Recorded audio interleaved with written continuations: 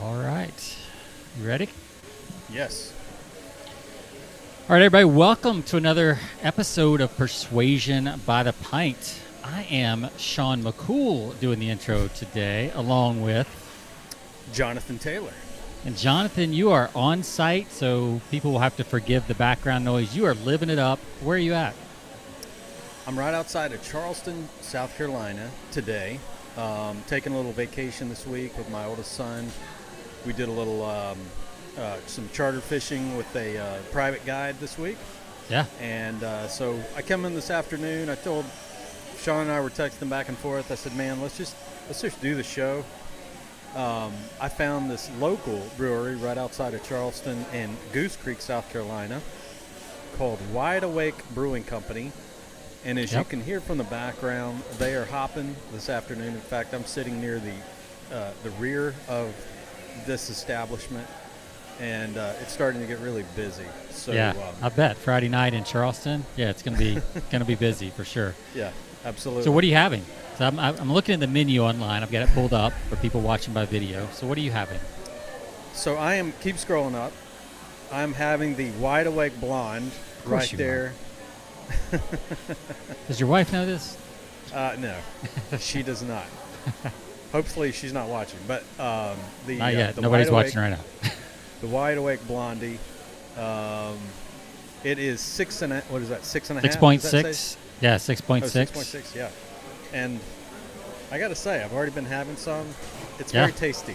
I like it. Good. I like it a lot. All right. Well, you keep sipping. I'm going to switch to what I'm having. I'm having the opposite end of the spectrum, but it is Goose. But it does have Goose in the name. So you're in Goose Island, South Carolina. Goose Creek. Or Goose Creek. And you got a This Goose, is Goose Island bourbon, nice. Which is from Chicago, which doesn't make sense. But I'm having the Bourbon County Stout, the 2021 edition. Mm-hmm. This was in the back of my beer fridge. I didn't even know it was there. I'd forgotten about it. I think I've had it there probably for 6 months. So I decided to crack it open. It just got hidden behind like our extra stuff in the. Did you send me one of these? I don't think so. Okay. Not this one. Yeah, this thing's 14.4%. Beautiful. Imperial Stout aged in bourbon barrels for anywhere between 8 and 14 months. So, yeah, it is a stout, that's for sure. Yeah. Oh, so, man, 14%. Man. Yeah, that's pretty hefty. So for for the summer especially. Man, yeah. Well, I'm inside. I'm not outside fishing or, I'm staying inside because it's still too hot here to just be hanging out outside. Oh man, yes. So, all right. Well, let's cheers it up. We don't have our little soundboard today. We don't have the soundboard, so we'll do the artificial clink. Yeah, we'll just clink it. Here, I'll do it. Here. There we go. Awesome. Yeah, there we go. Mm. Well, you're deep into that one. So, what's your rating on it? I'm giving this one a. I'm just giving this one a 4.3. Nice. It's a very. It's got a very nice aftertaste. A little sweet, but not too sweet. But I really enjoy it. It's a very good ale. It looks like when you first look at it, it looks kind of. It's like a lager, like a hazy. It's got a hazy look to it. Yeah. It's a Belgian. Yep. Exactly. It's delicious. Nice. Very nice. 4.3. All right, I'm going to give mine. Man, the first sip is always a little strong on these when the alcohol content's that high. Has a little bit of that syrupy cough syrup taste. But after a couple sips, it settles in very nicely. And I'm going to give this a 4.5. It's really good, but it is a sipping beer, not a drinking. Not downing 2 or 3 after being on a fishing boat all day kind of beer. So, by the way, is your son with you or did he stay back at the hotel? No, he wanted to chill. He wanted to take a shower when he got back because he had sunscreen on and, you're out on the salt water. You just kind of feel icky at the end of the day. So he's like, I'm going to jump in, take a shower. I said, while you're doing that, cleaning up before dinner tonight, I'll head over to do a little show. Awesome. So he's chilling back at the hotel. Well, I've got a couple quick things, and you've got some takeaways from your time from the old boat captain. Yeah. So let's hear about that, like what you learned, because there's lessons all around us all the time, right? Yeah. And that's what we look for when we're thinking about the show and everything else. So it keeps us kind of on guard. So what did you see? Because these guys are charging some pretty good money, and people are just booking it out, even in a, quote, recession. Yeah. Depending on who you ask, whether it's a recession or not. But, Well, you would not think that there is a recession going on down here. I mean, you look at this place right here that I'm in, it's packed out. But this guy that I chartered with the last few days, this guy is slammed. I mean, he's like, what recession? Yeah. And I think that goes to show that I think that people that do well, and I think that I don't think that that's a broad picture. I'm sure that there are some people in his industry that aren't doing well. Right. But there's a reason why I picked that guy, and I spent time finding this guy online, reading a lot of his reviews, and he was highly rated, for one. So that tells you one thing. People want to, if they're going to spend their time out on a fishing trip, and they're going to spend the money in the first place, they're going to find the best one, the best person, and they're going to, if they're going to fork out the money, they want the best. So that's what you're paying for, is the experience. And so one thing that I realized early on when I booked with this guy, I tried to call him up to confirm, because I didn't hear anything. I mean, this guy's like complete Dan Kennedy-esque, where he would not take any phone calls. He would not, there was no communication with him whatsoever, other than he would send a text to confirm. He said, be here at this time on Wednesday and Thursday and Friday mornings. So he's like, just show up, be here on time. Here's what you need to have, blah, blah, blah. He very detailed in the instructions, but don't call me. And I actually made the mistake of calling him on Wednesday just to confirm a few things. And he's like, don't call me on the water. I mean, he was like point blank. I sent you the details. He said, I'll send you a text. It'll have everything on it. I mean, he was just really blunt to me. Yeah. And I was like, okay, all right. And, it was like, yes, sir. Yes, sir. Absolutely. I was like, yes, sir, not a problem. And I actually apologized. I mean, who apologizes to like the person that you're paying a lot of money to do business with? But when you take that mindset, I think that he's good at what he does. He's been doing it for 30 years, and he's an expert at it. So he doesn't question. And the other thing, when we first got on his boat, he said, he gave me 3 rules, but the biggest one of the rules is don't question anything I say. Don't say anything. Don't tell me how to do my job at all. It was like laying the ground rules. Love it. Like if you've got any idea of what fishing is, don't try to overstep my authority on this boat. He's like, I'm the captain of this ship, so don't even try to say that you know something or we need to go in this direction or wherever, or you're trying to give advice. He goes, I've been doing this 30 years, okay? I don't want to hear any advice. I'm the one giving advice. You're the one taking directions. Love that. It was like, and he was great. We had a great time but he initially set the ground rules, and I think that's a good way to do it, is like he knew that he was good at what he does. He set the ground rules early, and he went over those, made sure you understood those, and the rest of the time it was great because he wasn't worried about offending or anything like that. And I think that's good because there's an element that makes me go back to takeaway selling. If you're good at what you do set boundaries. Yes. You set very strong boundaries, and it always sends me back to thinking about Dan Kennedy. Don't call me, fax me. Yeah. He's impossible to get a hold of. Right. So I think that there's an element of value. People assign perceived value to people that are you're unable to get a hold of, that are that really do almost talk down to you in a sense, or put you in your place. But you appreciate that because it kind of sets the groundwork of you understand they're the experts and they're the expert and you're not. So how big was this boat, and how many people were on with you and your son? It was just private. It was just us. Oh, it's a private. Yeah, Cool. Yeah, completely private. So we Wow. booked it just for us. I would say it's probably not a huge charter by any means. I would say probably 20 foot. Yeah. You know, That's cool though. But I 20. could see like in that industry and people, paying for private access. Yeah. You can get people. I'm sure you get some alphas in there.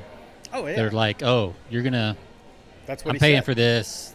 That kind of stuff. And He said, "You will not believe the people that come in here and think I bet. they know all about fishing, and they don't know anything. They don't know jack compared to what, Yeah. to what he knows." So, right, and especially not in that area that goes out on twice a day. Yep. Like, I mean, nobody's going to know that Yep. water exactly. better than him. No, So yeah, I think that's important. Like he knows his customer type in general is probably going to be, a high net worth or high income professional, Yep. taking some time off, expects to be catered to, Absolutely. and to set that boundary right up front. That's really smart It on is. his part. And he delivered too. I mean, that's the thing. You can't be like that and not Yeah, deliver. exactly. Because you'll lose customers. But if you earn that kind of respect only by being good at what you're doing, and then you Right. can set those boundaries. And he certainly did that, and he earned our respect. And obviously, I was like, when we left today, I'm like, I'm keeping your information because we'll be back for sure when we're back down here. I don't want to look you up. And then by the time once he broke the ice with the ground rules and Yeah. being like tough up front, Yeah. it was like everything was cool from that point on. We had a great time.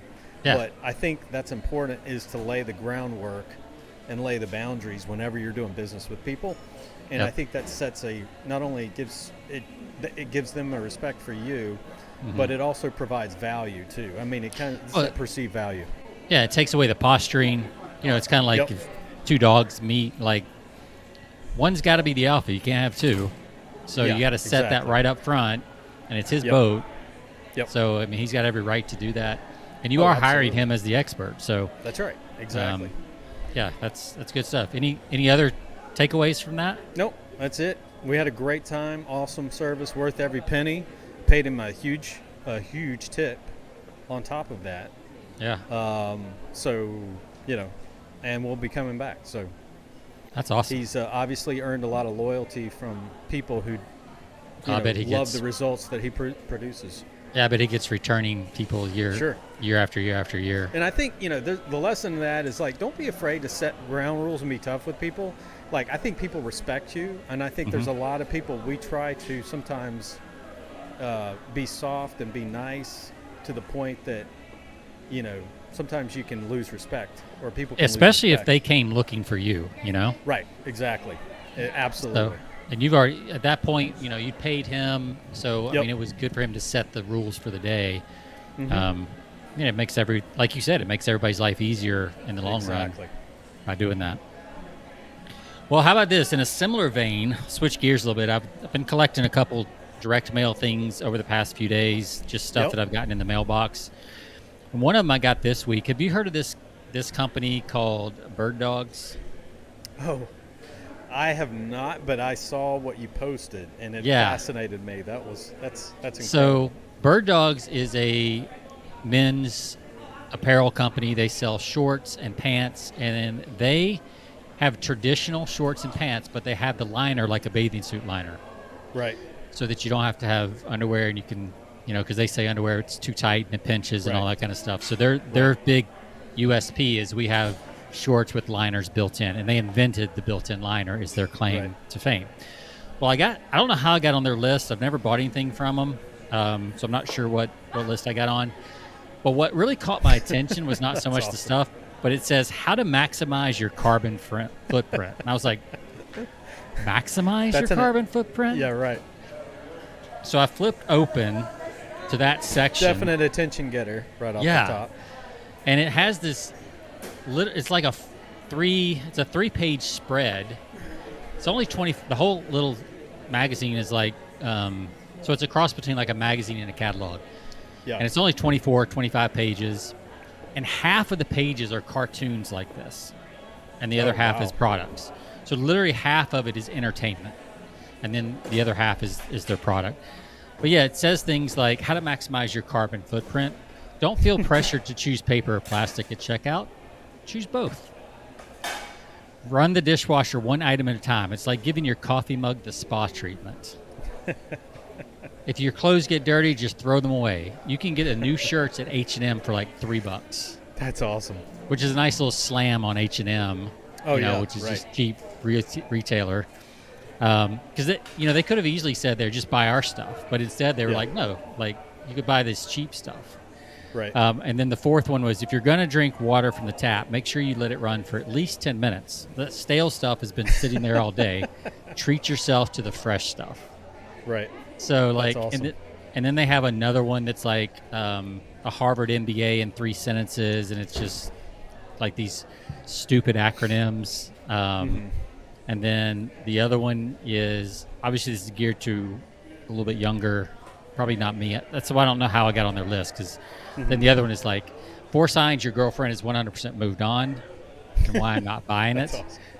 And if you go on their site, birddogs.com, I think you can see some of these cartoons, and they're pretty funny and they're pretty irreverent. And that was the point that I made when I posted on Facebook, was like, you can still like go out of bounds and be okay. Yes. I mean, they're mailing out probably, hundreds of thousands of these mailers, plus doing it on their website, and they're purposely offending some people. Oh, and, but yeah, and they're appealing to their target market huge, big time. Yes, right. And they're not afraid to do it. So it's kind of the same thing, like your boat captain. Like, he's not afraid to tell you what the rules are. And this company's not afraid to tell you that, like, political correctness has gone too far. People respect you more in this day and age when you're pick a side. When you choose to pick a side, whatever your side. Yeah. But if you, I think the worst place to be is in what I call the no man's land, where you're trying to be in the mushy middle and decide what you stand for and then be that. Yep. And pursue that. And so I think they're probably their Facebook page, or they're probably have a lot of huge fans on that. I mean, it looks like following. it's probably a quality product. So I may buy a hat. Who knows? I don't know. Sure. I may have to try them, because that. Yeah. I look at that. I'm like, I mean, even like their QR code is waterbed. I mean, like that alone is like, that's a little cheeky. Just to say that the QR code is waterbed for like your free prize. All right, still there? All right, I had to put my other your backup AirPods in. Can you hear me?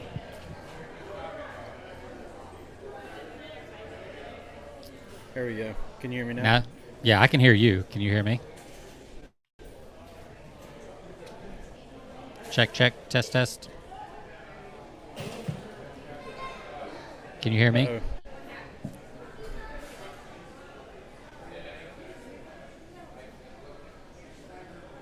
Uh-oh.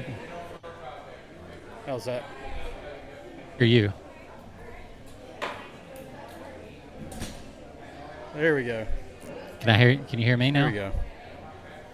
Now you can hear me? I think I lost you, Sean. I'm here. I can hear you.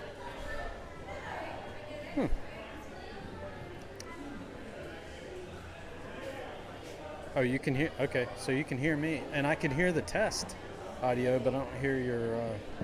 Oh, that's weird. Hold on a second. Test. 1 2 3. Test. 1 2 3.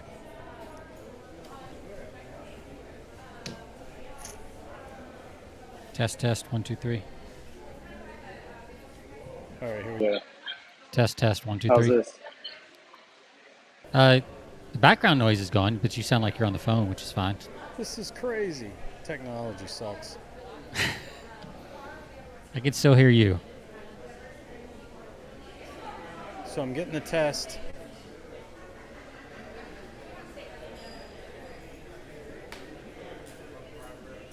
Hear me. All right, let's see. What are my options here?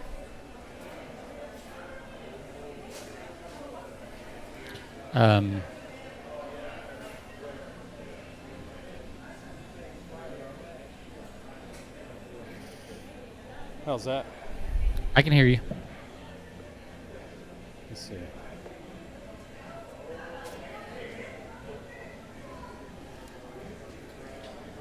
Stand by, people. Say something. Test, test, 1, 2, 3. Test, test, 1, 2, 3. Test, test, 1, All right, 2, let me 3. do a test on the... Test, test. Test, 1, 2, 3. Test, you have 1. to sign to me the rest of the way. Let's see. Come on, man.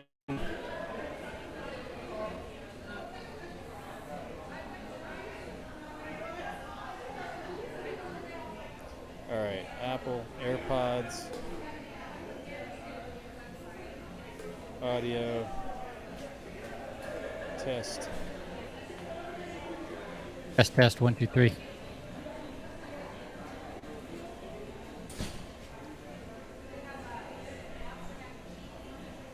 Okay, how about now? Yeah, I still hear you. I don't know why I can't hear you, because I can hear the test. That is weird. Log out and log back Interesting. in. Okay, I'll log back out. Yeah, good idea. All right, ladies and gentlemen, we're waiting here for Jonathan. Gotta love on-site production. Good thing is we also have editing, so we'll edit this part out. But for the live people, this is life, man. This is what happens when you're doing a podcast. So let me add. Perfect. Okay, Hey. now I can hear you.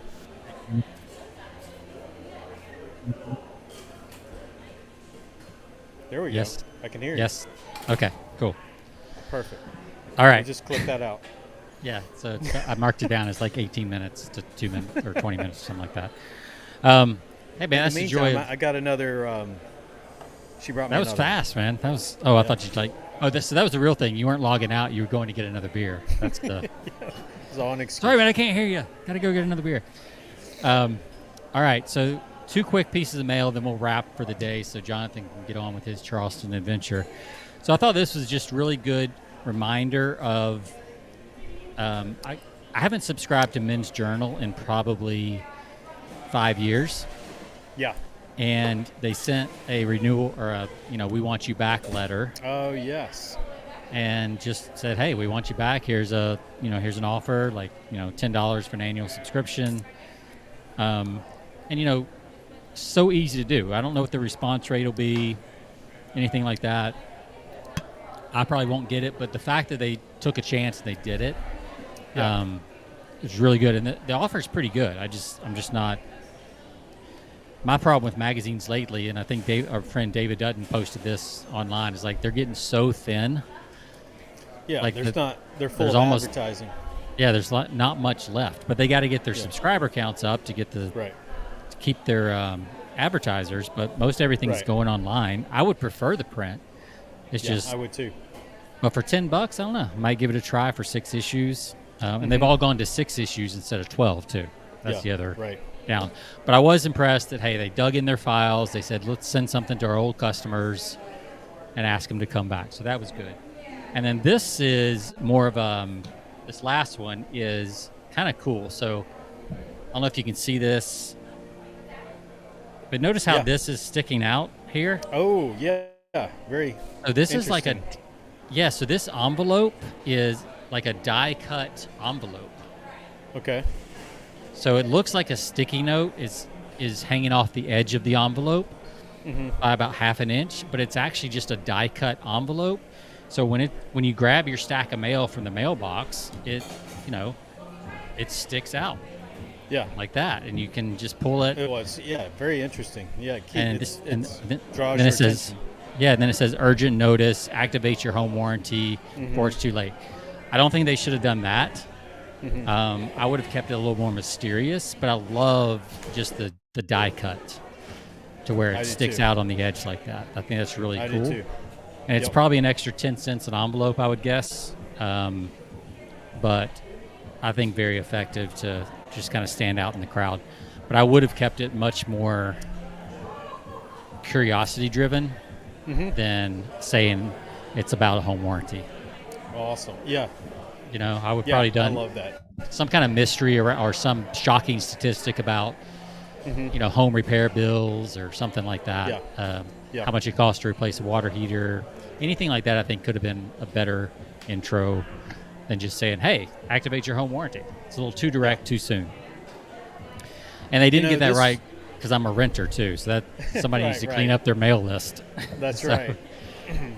You know, I got, like a couple of weeks ago, I don't think I mentioned this on a show previously, but a realtor who's really been very persistent about reaching out to me about one of the homes, trying to get me to see if I wanted to sell one of the homes we have that's a rental property. He's done a fantastic job, and I give the guy credit.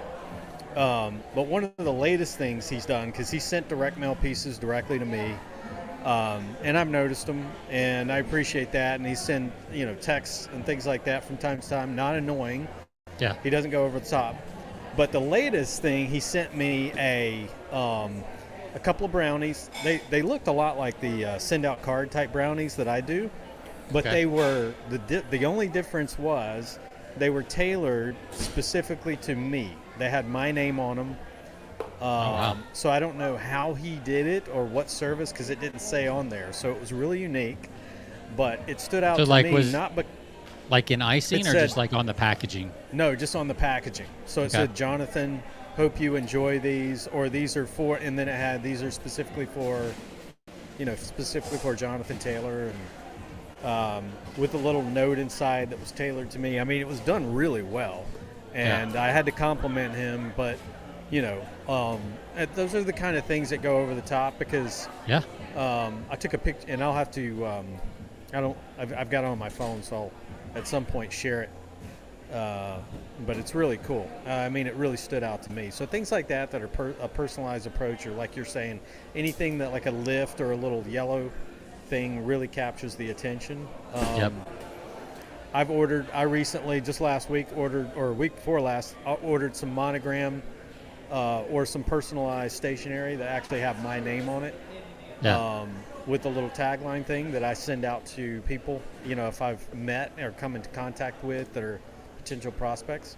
I keep some of them, sign them up, and or fill out just a little note while, you know, right after I meet with them or something like that, and then drop it in the mail. Really, that is so powerful, especially these days when everybody just, you know, sends a follow-up text or an email. Exactly. To do a handwritten note on stationery.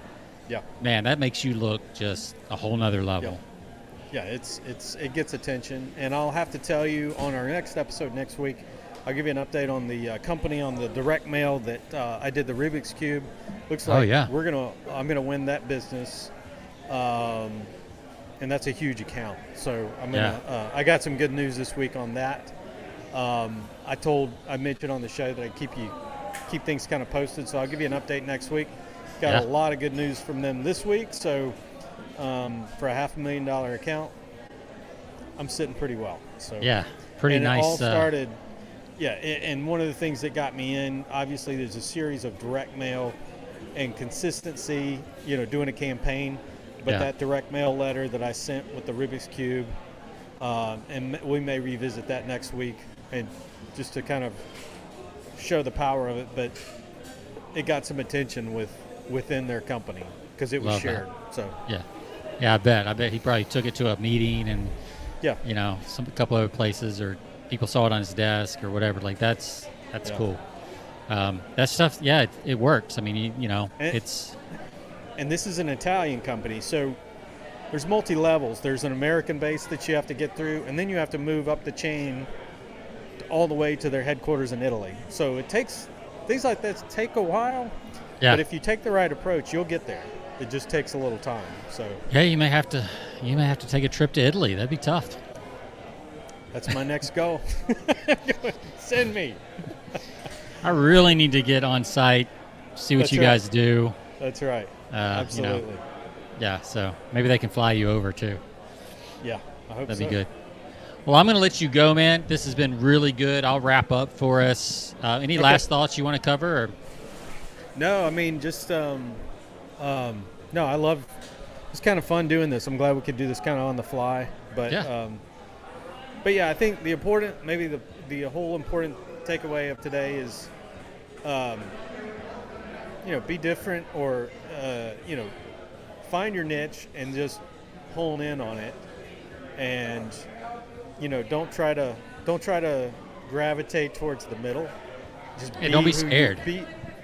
Don't be scared to be who you are in your business. Yeah. Don't sacrifice being overly nice to win business. Or I mean, you should. I'm not saying don't be nice, but don't sacrifice on your standards or your the boundaries that you set within your business, or even your sense of humor. Yeah, exactly. Like don't compromise on that, because if you let your sense of humor come out, whether that's like bird dogs. I mean, I have a middle school boy sense of humor, so right, and a lot of us do. It's like absolutely.